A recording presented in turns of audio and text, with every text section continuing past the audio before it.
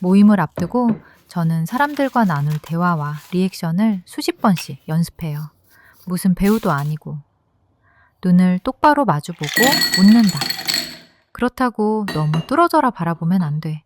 그건 무례한 거니까. 아참, 승진한 사람에게 축하 인사하는 거 잊지 말고. 귀걸이나 목걸이를 착용했다면 무조건 예쁘다고 칭찬하기. 그냥 밥이나 먹으러 나온 사람처럼 굴지 마. 무엇보다 동작을 한 템포 늦춰. 오늘은 별로 안 친한 사람도 있는데 음료수 같은 걸 엎었다간 비웃을 거라고. 대화 중에 멍 때리지 좀 마. 그게 제일 위험하니까. 뿐만 아니라 강박적으로 약속 시간을 체크하며 구글맵으로 장소를 몇 번이고 확인해요. 그렇게 시뮬레이션을 했건만 모임에서 이야기의 흐름이나 재치 있는 농담을 캐치하지 못합니다.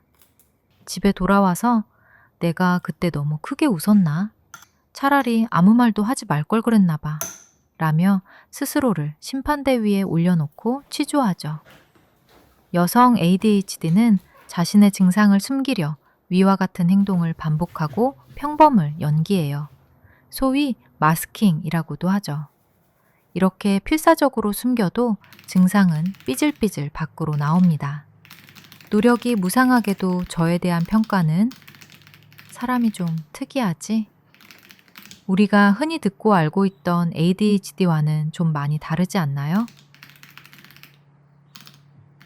때문에 많은 여성 ADHD는 어릴 때 혹은 성인이 되어서도 진단받지 못하고 넘어가는 경우가 많아요. 자신이 ADHD인 걸 몰라도 마스킹을 하며 그 특성을 있는 대로 누르죠. 그리고 저는 여성 혹은 조용한 ADHD의 전형이에요. 철이 들면서부터 사람과의 소통에 문제가 있다는 걸 경험을 통해 알았어요. 상황을 고려하지 않고 머리에 떠오른 걸 순식간에 말해버려 곤란한 적이 많았습니다. 나름 참는다고 참았는데 말하는 타이밍, 뉘앙스, 속력, 목소리 조절에도 상당히 미숙했지요. 이를테면 교실에서 선생님 몰래 짝과 수다를 떤다고 쳐요.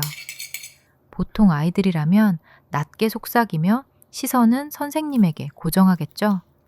선생님의 움직임을 살피며 말을 멈추기도 하고 필기도 열심히 받아 적는 척 합니다. 저는 부주의하게도 목소리가 컸고 선생님께 혼이 나요. 선생님에게 혼이 나는 건 별로 무섭지 않아요. 다만 짝의 짜증스러운 표정이 더 걱정일 뿐이에요. 가뜩이나 대화의 흐름을 이해하지 못하고 혼자 튀기 때문에 더 조마조마해져요. 그리고 10대 초반의 여자아이는 무리에 끼려 뭐든 하려 합니다. 또래 친구들이 어떤 때 웃고 어떤 때 짜증을 내는지 꾸준히 관찰하며 그들을 모방해요. 친구들이 모으는 펜을 사고 지겨운 가십을 눈을 반짝이며 들어주고 이해하지 못하는 패션에도 동참합니다. 친구가 좋아하는 아이돌에 대해 알아보고 내일 나눌 대화를 미리 시뮬레이션 합니다. 친구가 어떤 반응을 보일지 나는 어떤 반응을 할지. 그렇게 하루를 거짓 연기자로 보내고 나면 피곤해져요. 혼자 다니는 게 훨씬 편하고 좋다라는 생각을 하게 되죠. 이 모든 게 여성 ADHD에게 흔한 경험이라는 걸 상담 중에 깨닫고 머리를 한 대 맞은 것 같았습니다. 다른 여성 ADHD 분들도 나라와 출신을 막론하고 저와 토씨 하나 틀리지 않은 경험을 했더라고요. 그들 또한 상담 중 가장 큰 충격을 받은 것도 바로 이 지점이었다고 하더군요. 하지만 문제를 아는 것과 해결되는 건 다른 문제죠. 마스킹은 자기 검열과 한 짝입니다. 유년 시절부터 지적받으며 너는 틀렸어 라는 경험을 쌓은 ADHD는 스스로를 믿지 못해요. 결국 선 자기 검열, 사람들 앞에서 마스킹, 집에 돌아와 제대로 한 거 맞아? 라는 지옥의 무한 루프를 타게 됩니다. 그리고 스스로를 믿지 못하는 사람은 늘 불안해요. 마치 공격을 받는 듯한 극도의 공포심이 드는데 도망갈 수가 없어요. 공격하는 사람이 본인이니까요. 방어 기제로 다른 사람의 행동 패턴을 분석하고 모방하는 게 일상이 되어버리면 대체 나는 어디에 존재하는 걸까요? 내가 신중하게 내린 선택들은 내 것이 맞을까요? 약은 주의력, 집중력을 올려주죠. 하지만 부정적인 경험으로 쌓아 올린 방어 기제인 마스킹과 자기 검열은 약으로만은 해결되지 않았어요. 길고 긴 상담이 필요했지요. 자기 검열은 중독성이 심해서 빠져나오기가 힘들거든요. 아무리 생각해도 말실수를 한 것 같은데 나를 이상하게 생각할까? 그때 제인의 눈빛이 차가웠던 것 같은데 원래 나쁜 생각은 가속력이 붙는데 ADHD는 누구보다 빠르게 폭주까지 갑니다. 다짜고짜 브레이크를 세게 밟으면 공회전을 하다 사고가 날 뿐이에요. 일단 깜빡이를 넣습니다. 친구에 대한 생각을 애써 멈추지 말고 나의 감정을 들여다봐요. 너는 지금 불안해. 왜? 또 머릿속으로 인간관계 멸망 시뮬레이션을 돌리고 있으니까. 대체 멸망은 언제 온다던? 이건 뭐 사이비 종교도 아니고 맨날 날짜 바꿔가며 멸망할 거래. 그래, 말실수를 했다고 쳐.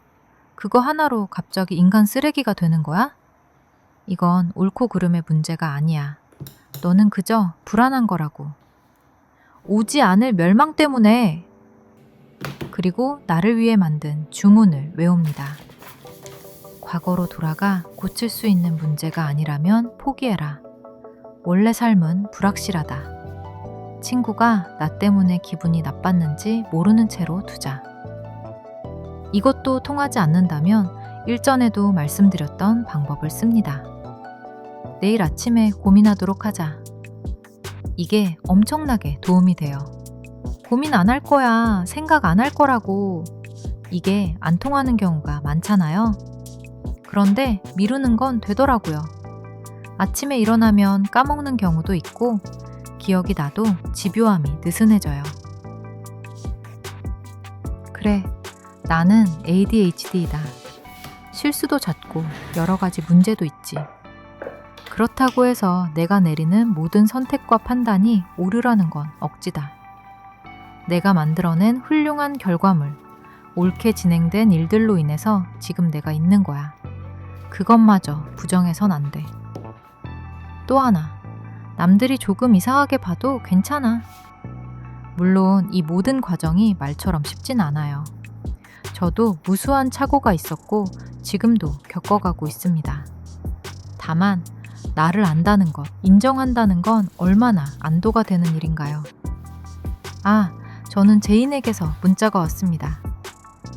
야, 쇼핑몰에서 샀던 옷 집에서 다시 입어보니 영 이상하다. 바꾸러 갈 건데 근처에서 잠깐 볼래?